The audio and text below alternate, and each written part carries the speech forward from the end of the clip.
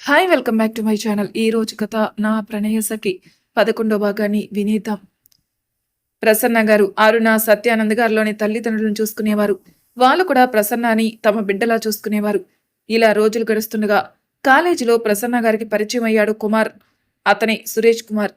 ప్రసన్న గారు చాలా అందంగా ఉంటారు. మెతక స్వభావం, పైగా ఆస్తిపరులు. ఇక తనని ప్రేమిస్తే లైఫ్ సెటిల్ అయినట్టే అనుకున్నాడు.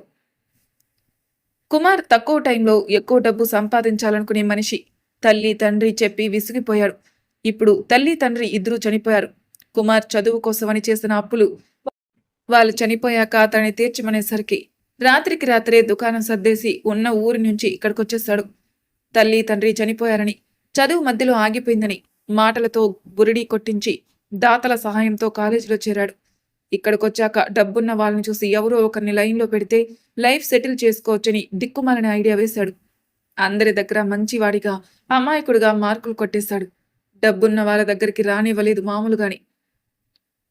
అలాంటి టైంలోనే సత్యానంద్ మాటలు విన్నాడు కుమార్. అదేనండి, పెళ్ళయ్యాక చెల్లిని కూడా తనతో పాటు ఉంచుకుంటానన్నాడు కదా సత్యానంద్.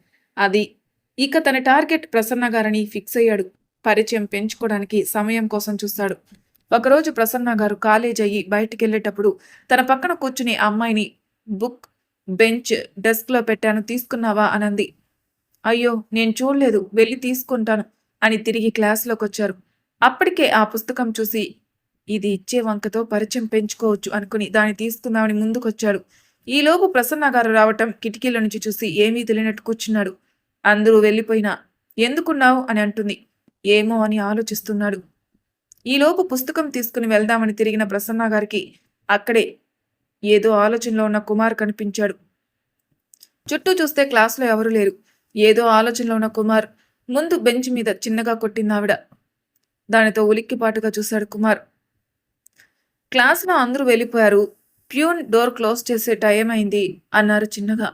ఆవిడికి అనుమానం రాలేదని అర్థమై హో చూసుకోలేదండి అన్నాడు. ఆవిడ బయటకొచ్చేసింది. ఎలా అయినా పరిచయం చేసుకోవాలనుకున్నాడు కాబట్టి ప్రసన్న గారి వెనకాలే బయటికెళ్ళి చూడండి అన్నాడు. ఆవిడ ఆగి వెనక్కి తిరిగింది. మీరు కొంచెం డబ్బున్న వాళ్ళ ఉన్నారు, నాకు కొంచెం సహాయం చేస్తారా అన్నాడు. తను ఇప్పటి వరకు ఎవరితోనూ ఎక్కువగా మాట్లాడని సందర్భం లేకపోవడంతో ఇప్పుడు కూడా అలానే మౌనంగా ఉండిపోయింది. మరేం లేదండి, కొంచెం నా టెక్స్ట్ బుక్ మీ దగ్గర ఉంచి కొంచెం డబ్బిస్తారా? కాలేజీ ఫీజు కట్టాలి. నాకు ఇక్కడ ఎవరూ తెలీదు. అలాగే చూస్తూ ఉన్నారు ప్రసన్న గారు. నేను మీ క్లాస్లోనే చదువుతున్నానండి. నా పేరు కుమార్. ఇక్కడ అందరూ మిమ్మల్ని గౌరవంగా చూస్తున్నారు, అందుకే ధైర్యం చేసి అడిగాను. నేను పార్ట్ టైం జాబ్ చేసుకుంటున్నా. జీతం రాగానే బుక్స్ తీసుకుంటాను, లేకపోతే పరీక్షలకి ప్రిపేర్ అవ్వలేను అన్నాడు దీనంగా మొహం పెట్టి. అసలే మెతక మనిషి ఏమో అతడు చెప్పింది నమ్మేశారు ప్రసన్న గారు. అయ్యో అలాగా అని బుక్స్ మీ దగ్గరే ఉండనివ్వండి, డబ్బులు రేపిస్తాను, ఫీజు కడుదుర్లే అన్నారు. నేను ఊరికే తీసుకోలేనండి అన్నాడు. వెంటనే తీసుకుంటే అనుమానం వస్తుందని. ఊరికే వద్దండి, అప్పుగా తీసుకోండి, జీతం రాగానే అప్పు తీరుద్దుర్లే అన్నారు ప్రసన్న గారు. ప్రసన్న వెళ్ళిపోయారు హాస్టల్కి. పర్వాలేదు, తొందరగానే మన బుట్టలో పడుతుంది, మనలోని మంచితనాన్ని చూపిస్తే చాలు అనుకుని వెళ్ళిపోయాడు కుమార్. ఆ రోజు ఇంటికి ఫోన్ చేసి అరుణ గారికి కాలేజీలో జరిగిన విషయం చెప్పింది. అలాగే అతనికి ఫీజుకి డబ్బులు ఇస్తానని చెప్పినట్టు కూడా చెప్పింది. సరే, నేను మీ అన్నయ్యతో చెప్తాను అన్నారు అరుణ గారు. అలా మిగిలిన విషయాలన్నీ మాట్లాడుకుని కాసేపు పెట్టేస్తారు. సత్యానంద్ గారు వచ్చాక చెప్తారు అరుణ గారు. ఆయన కాసేపు ఆలోచించి సరేనంటారు. తర్వాత రోజు పొద్దున్నే అరుణ గారు ప్రసన్న గారు కాలేజీకి వెళ్ళేలోపు ఫోన్ చేసి సత్యానంద్ గారు ఒప్పుకున్నట్లు చెప్తారు. ప్రసన్న గారు కూడా సరే అని చెప్పి తన దగ్గర ఉన్నవి ఇస్తానని చెప్తారు. అలాగే నీకు మళ్ళీ నేను పంపిస్తానని చెప్తారు అరుణ గారు. ఆ రోజు కాలేజ్ గేట్ దగ్గర ఎదురు పడతాడు కుమార్. అతనికి డబ్బులిచ్చి ఏం మాట్లాడకుండా వెళ్ళిపోయింది ప్రసన్న. ఆ తర్వాత ఒక 10-15 రోజుల పాటు ప్రసన్న గారు కుమార్ వైపు చూడడం కానీ మాట్లాడడం కానీ చేయలేరు. ఇక కుమార్కి ఏం చేయాలో అర్థం కాలేదు. ఇలా అయితే నేను అనుకున్న పని అవ్వదని ఆలోచిస్తూ ఫుల్గా తాగేశాడు. తెల్లారి కాలేజీకి కొంచెం లేటుగా వెళ్తాడు. ముందు రోజు బాగా తాగుతాడు. తాగాడేమో, మొహం కొంచెం ఉబ్బి కళ్ళు ఎర్రగా ఉన్నాయి. ఆ రోజు సాయంత్రం వరకు ఎలాగో గడిపి వెళ్ళిపోదామనుకున్నవాడు లంచ్ తర్వాత ఇంకో క్లాస్ ఉండగా ఇక నిద్ర ఆపుకోలేక లాస్ట్ బెంచ్కెళ్ళి లెక్చరర్కి కనిపించకుండా పడుకుండిపోతాడు. క్లాసెస్ అయి అందరూ వెళ్ళిపోతున్నారనగా అతన్ని చూస్తారు ప్రసన్న గారు. ఇదేంటి అనుకుని వెళ్ళిపోదామనుకున్నా పాపం అనిపించి దగ్గరికెళ్ళి బెంచ్ మీద కొడతారు. గురువుగారు ఫుల్ మత్తులో ఉన్నారేమో, లేవలేదు. మళ్ళీ కొంచెం గట్టిగా కొడతారు. అప్పుడు మత్తు వదిలి లేస్తాడు కుమార్. తనకి కొంచెం దూరంగా ఉన్న ప్రసన్న గారిని చూసి కొంచెం తడబడుతూ తలదించుకుని ఏంటండి అంటాడు నెమ్మదిగా. అదే మీరు పడుకున్నారు, క్లాసెస్ అయిపోయాయి అంది ప్రసన్న. ఈలోపు ఆలోచించుకుని ఏం లేదండి, ఎప్పుడు ఉండే సమస్యలంతే అని బెంచ్కి మరోవైపు నుంచి బయటికెళ్ళిపోయాడు కుమార్. అమ్మో, కొంచెంలో తప్పించుకున్నా, లేదంటే తాగినట్లు తెలిసేదేమో, ఇంకా జాగ్రత్తగా ఉండాలి అనుకుంటూ వస్తాడు బయటికి. ఈలోపు క్లాస్లో ఉన్న ఇంకో అమ్మాయి మనకెందుకు ప్రసన్న అబ్బాయి గురించి, అసలే కొంచెం ఉంటే దాన్ని చిలువలు చేసి చెప్పేవారు ఎక్కువ అంది. అదేం లేదు లక్ష్మి, పాపం అనిపించింది. అందరూ వదిలేసి వెళ్ళిపోతున్నారు కదా, అసలే పరీక్షలు వస్తున్నాయి, ఏదైనా ఇబ్బంది ఏమో అనిపించింది అంతే. నువ్వు మంచిగానే ఆలోచిస్తావు కానీ అందరూ అలా అనుకోరు కదా. అంతగా నీకు సహాయం చెయ్యాలనిపిస్తే మీ అన్నయ్యకి చెప్పు, అంతేకాని నువ్వు ఇలా మాట్లాడకు అంది లక్ష్మి. సరే అలాగే చేస్తాను, ఏదైనా నువ్వు చెప్పింది కూడా నిజమే, నా మంచి కోసమే చెప్పావుగా అని మాట్లాడుకుంటూ వెళ్ళిపోయారు. క్లాస్లో నుంచి బయటకొచ్చిన కుమార్, "హ్మ్, నా మీద జాలితో సహాయం చేస్తున్నావన్నమాట. నీతో ప్రేమ అనేది జరగని పని కాబట్టి డైరెక్ట్గా పెళ్లికి దారి చూసుకోవాల్సిందే" అనుకున్నాడు వాళ్ళ మాటలు విని. అనుకున్నదే తడువుగా నలుగురు స్టూడెంట్స్ చెట్టు దగ్గర నుంచి మాట్లాడుకుంటుంటే వాళ్ళకి కనపడకుండా చెట్టు వెనక్కెళ్ళి తన పక్కన ఇంకో మనిషి ఉన్నట్టుగా, ఏంట్రా నువ్వనేది? ప్రసన్నకి నాకు ప్రేమేంటి?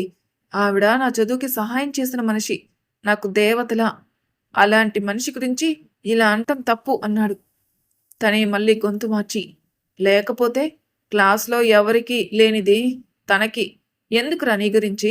ఎవ్వరూ సహాయం చేయాలని నీకు తనెందుకు చేస్తుంది అని అంటాడు.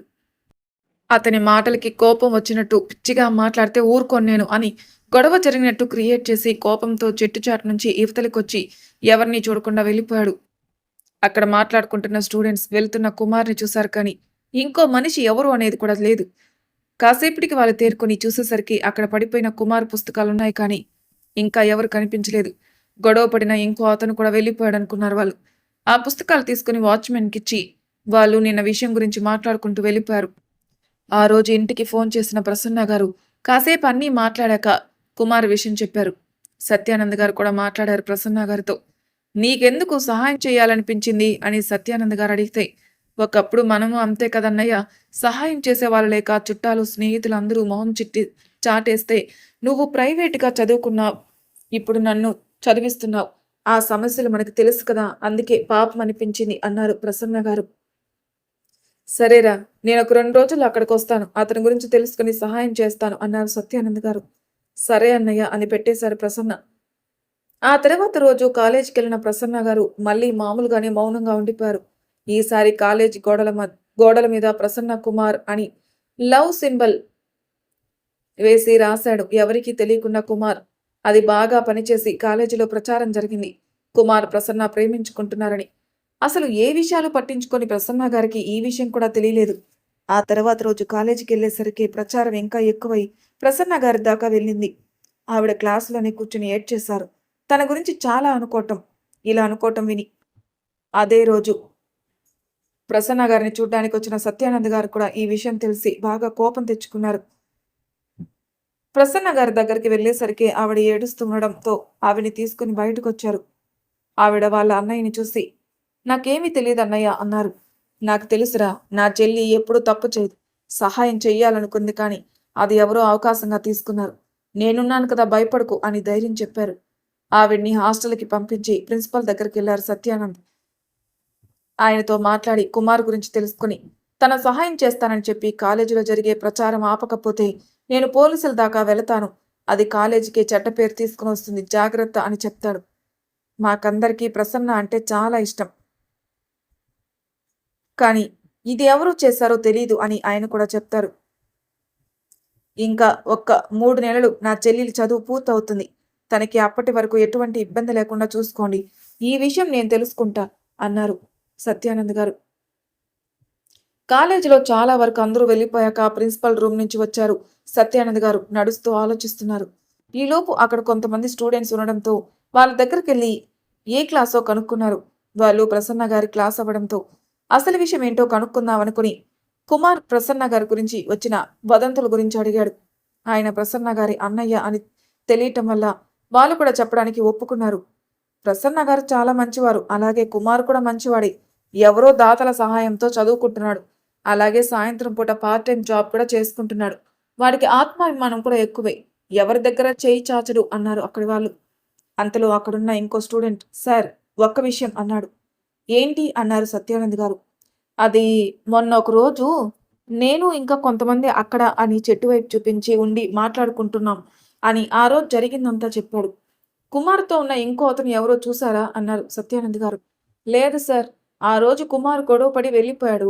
మేం చూసేసరికి అక్కడ కుమార్ పుస్తకాలున్నాయి. అతను పిలుస్తున్నా పలకలేదు అన్నాడు. సరే అని వెళ్ళిపోయాడు సత్యానంద్ గారు. చెల్లెలి దగ్గరికెళ్ళి కాసేపు కూర్చొని మాట్లాడుకొని బయలుదేరడానికి సిద్ధమవుతుండగా నేను వచ్చేస్తానన్నయ్య అన్నారు ప్రసన్న గారు. వద్దురా! నిన్నిప్పుడు తీసుకెళ్ళడం కరెక్ట్ కాదు. సమస్య వచ్చినప్పుడు మనం మొహం చాటేస్తే అది మనం తప్పుని ఒప్పుకున్నట్లే. నాకలా ఇష్టం లేదు. ఇక నీకు ఏ సమస్య రాదు. ఇంకో 3 నెలలు ఆగితే నువ్వు చదువు కంప్లీట్ చేసుకోవచ్చు. సరేనా? నీకీ అన్నయ్య ఎప్పుడు తోడుగా ఉంటాడు. భయపడకు అని ధైర్యం చెప్పి వెళ్ళిపోయారు సత్యానంద్ గారు. యథావిధిగా రోజు మొదలైంది. ప్రసన్న గారు కాలేజీకొచ్చి తన ప్లేస్‌లో కూర్చున్నారు. ఆ క్లాస్‌లో ప్రసన్న గారి మంచితనం, మెతక స్వభావం తెలుసుకున్న వాళ్ళు అందరూ ఉండడంతో అంతకు ముందు జరిగిన దాని గురించి ఎవరూ మాట్లాడలేదు. క్లాసెస్ స్టార్ట్ అయ్యాక ప్రిన్సిపల్ వచ్చారు. ఆయన డైరెక్ట్‌గా విషయం చెప్తున్నా, నిన్నటి వదంతుల గురించి ఎవరైనా బయట మాట్లాడితే వాళ్ళని కాలేజీకి తిరిగి రానివ్వను.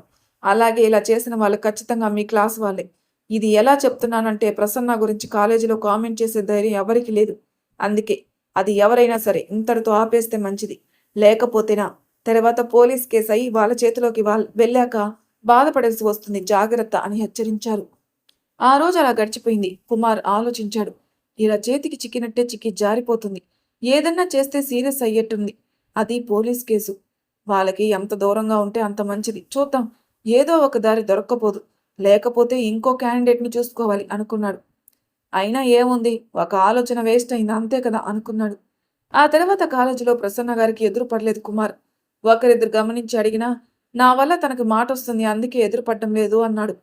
ఏంటో సైలెంట్‌గా ఎవరి పని వాళ్ళు చేసుకునే వాళ్ళని అంటారు అందరూ అనుకున్నారు వాళ్ళు. కాలేజీలో తన చదువుకి సత్యానంద్ గారు సహాయం చేశారని చెప్తారు ప్రిన్సిపల్ గారు. కానీ ఈ విషయం చెప్పొద్దు అన్నారు కూడా చెప్తారు. సరే అని బయటకొచ్చి ఇది ఏదో ఉపయోగపడుతుంది. మనకు కాస్త జాగ్రత్తగా ఉంటే సరిపోతుంది అనుకున్నాడు. అలా కాలేజీకెళ్ళటం, అరుణ గారు సత్యానంద్ గారితో మాట్లాడటం, పరీక్షలకి ప్రిపేర్ అవ్వటం ఇది ప్రసన్న గారి దినచర్య. కుమార్ కూడా కొంచెం పరీక్షలకి ప్రిపేర్ అవ్వడం మీద శ్రద్ధ పెట్టాడు. కానీ మదిలో ఎవరికీ తెలియకుండా, ఎవరూ మర్చిపోకుండా కాలేజీలో వదంతులు వచ్చేలా చూస్తున్నాడు. అది కూడా పెద్ద ఇష్యూ కాకుండా ఉండేలా ముందు జాగ్రత్త పడ్డాడు. ఎక్కువగా బాయ్స్ హాస్టల్ దగ్గర వదంతులు పుట్టించాడు. చాప కింద నీరులా. ఎవరూ బయట పడకపోయినా, మాట్లాడకపోయినా వీళ్ళిద్దరి మధ్యలో ఏదో ఉందని బాగా ఫిక్స్ అయిపోయారు కొంతమంది. ఇవన్నీ తెలిసి ఇదే కదా నేననుకున్నది అని నవ్వుకున్నాడు మనసులో కుమార్. అలా పరీక్షలు కూడా అయ్యాయి. ఆఖరి పరీక్ష రోజు సత్యానంద్ గారు వచ్చారు. పరీక్ష అయిపోయాక ప్రసన్న గారిని తీసుకుని వెళ్ళిపోయాడు. కుమార్కి ఏం చేయాలో అర్థం కాలేదు. ఇన్ని రోజులు అనవసరంగా దాని వెనక తిరిగాను కానీ ఏం ఉపయోగం లేకుండా పోయింది. ఇంకా వేరే దారి లేదు. ఎవరో ఒకరిని చూసుకోవాలి అనుకున్నాడు. అలా ఒక 2 నెలలు గడిచాక సర్టిఫికేట్స్ కోసం వచ్చాడు కుమార్. ప్రిన్సిపల్ గారిని కలిశాక ఆయన అడిగారు, ఏం చేస్తున్నావు కుమార్ అని. మీకు తెలియందేముంది సార్, ఏదైనా జాబ్ చూసుకోవాలి అంటే రికమెండేషన్ ఉండాలి లేదా డబ్బు ఉండాలి. నాకు రెండూ లేవు. అందుకే ఒక కొట్టులో లెక్కలు చూసే గుమస్తాగా చేరాను అన్నాడు. అయ్యో అన్నారు. కానీ ఇంకా మాట్లాడలేదు ప్రిన్సిపల్ గారు. కొంచెం ఆలోచించి, సార్ నాకు సహాయం చేసిన సత్యానంద్ గారికి డబ్బు పంపించాలి అనుకుంటున్నాను. అందుకు ఇంకా మంచి జాబ్ చూసుకోవాలి. మీకు తెలిసిన వాళ్ళు ఎవరైనా ఉంటే చెప్పండి అన్నాడు వినయంగా. సరే అని చెప్పి పంపించేశారు ప్రిన్సిపల్ గారు. ఆయన కాసేపు ఆలోచించి సత్యానంద్ గారికి ఫోన్ చేసి విషయం చెప్పారు. కుమార్కి ఏదైనా జాబ్ ఇవ్వగలరా అని అడిగాడు. ప్రిన్సిపల్ గారు చెప్పింది విని కుమార్ ఆత్మాభిమానం నచ్చి అతన్ని హైదరాబాద్ పంపించండి అని ఆఫీస్ అడ్రస్ ఇచ్చారు సత్యానంద్ గారు. మళ్ళీ 2 రోజులకి కుమార్ ప్రిన్సిపల్ గారిని కలిసి ఏదైనా జాబ్ దొరికే అవకాశం ఉందా అని అడిగాడు. ప్రిన్సిపల్ గారు సత్యానంద్ గారితో మాట్లాడింది చెప్పి కుమార్ని హైదరాబాద్ వెళ్ళమన్నాడు. కుమార్కి పోయిన ఆశ మళ్ళీ తిరిగి వచ్చినట్టయింది.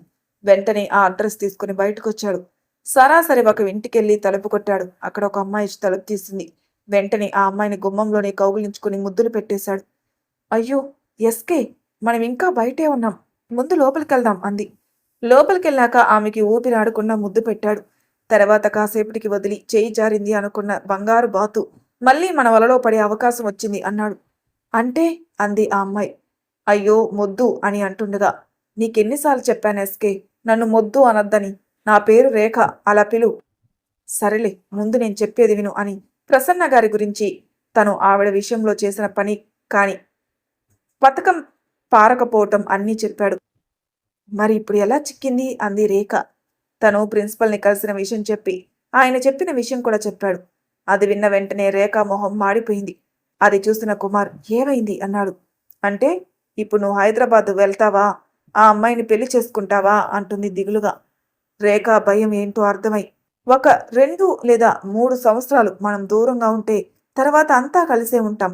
ఆ ప్రసన్నాన్ని నమ్మించడం తేలిక, కానీ దాని అన్నని కొంచెం కష్టం. అక్కడికెళ్ళి వాళ్ళని నమ్మించాలి.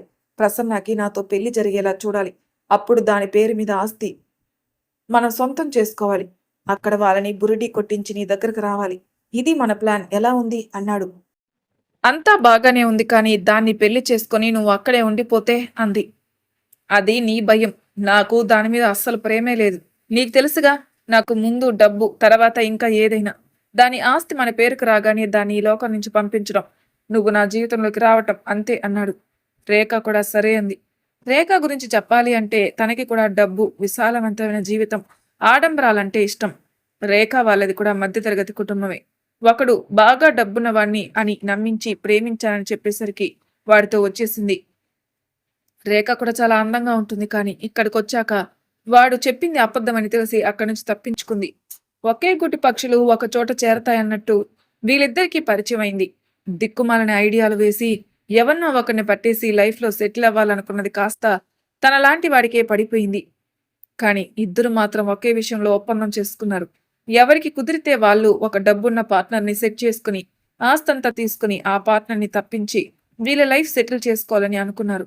అలా మళ్ళీ ప్రసన్న గారి దగ్గరికి వెళ్ళి ఈసారి ఎలా అయినా పెళ్లి చేసుకోవాలని నిర్ణయించుకుని హైదరాబాద్ ప్రయాణమయ్యాడు కుమార్. కుదిరినప్పుడు తనే వస్తానని, కనీసం ఫోన్ కూడా చేయొద్దని రేఖకి గట్టిగా చెప్పాడు కుమార్. సరే అంది రేఖ. మరి తనవై భాగంలో ఏం జరుగుతుందో నెక్స్ట్ ఎపిసోడ్ తెలుసుకుందాం. అంతవరకు నా ఛానల్ని సబ్స్క్రైబ్ చేయని వాళ్ళు ప్లీజ్ సబ్స్క్రైబ్ చేసుకోండి. లైక్ చేసి షేర్ చేయండి. మీ అభిప్రాయాలు నాకు కామెంట్ రూపంలో తెలియజేయండి. Thank you for listening.